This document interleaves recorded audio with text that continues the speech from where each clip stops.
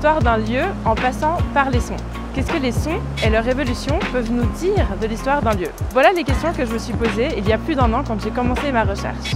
Pour y répondre, j'ai dû passer par plusieurs défis et notamment le fait de ne pas avoir d'enregistrement sonore d'une période passée.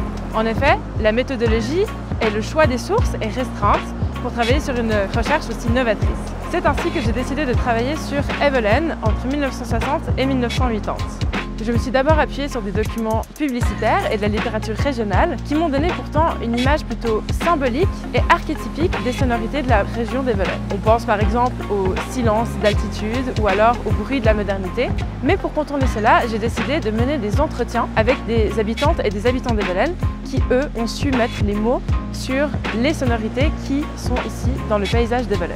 C'est un exercice peu courant et surtout difficile, mais ils ont réussi justement à retracer les sonorités qui font pour eux le village d'Evelyn. Qu'il en soit des bruits des machines agricoles, des camions qui traversaient le village pour aller jusqu'à la Grande Dixence ou alors le son des cérémonies religieuses, tout ceci ont été décrits dans les entretiens.